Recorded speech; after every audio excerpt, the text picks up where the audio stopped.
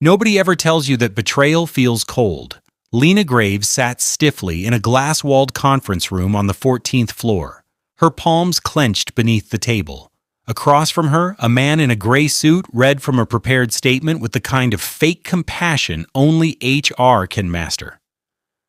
Greater than Lena, after reviewing your recent performance metrics, the leadership has decided to move in a different direction. A different direction? What they really meant was, you saw too much.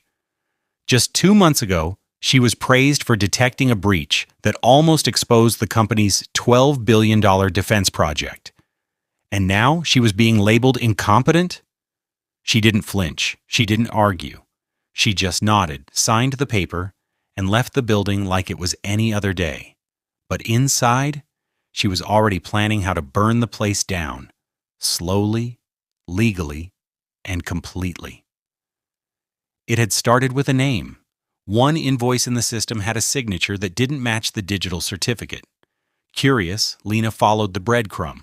One misfiled contract led to another, and before long, she had mapped out a network of fraudulent shell companies, each receiving inflated payments for consulting that never happened.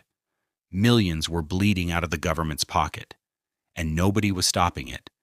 Because everyone up the ladder was in on it, Lena reported it, quietly, respectfully, internally. 2 days later, her access was restricted. A week after that, she was pulled off key projects. Then came the bad performance reviews. It was clear what they were doing, silencing her, one HR form at a time. She didn't fight back at work.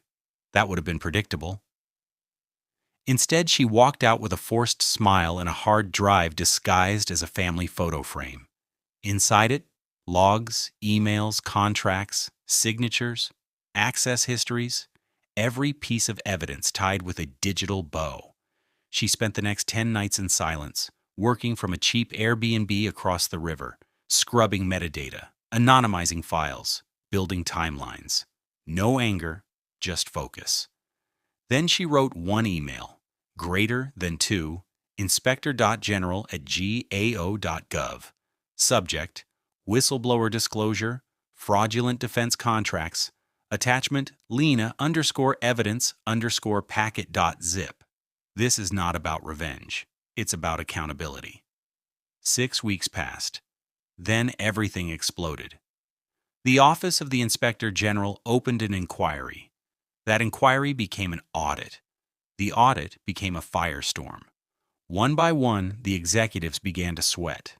Homes were raided. Phones seized. 3 C-levels resigned within a month.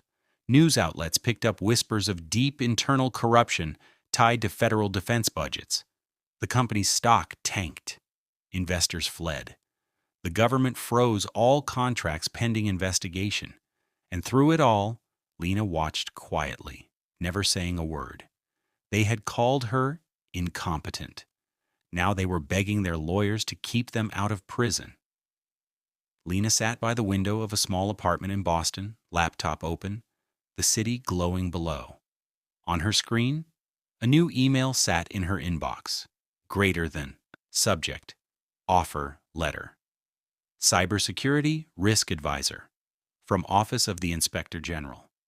They didn't know she was the whistleblower. She smiled, leaned back, and whispered to herself, greater than, let's audit someone else now.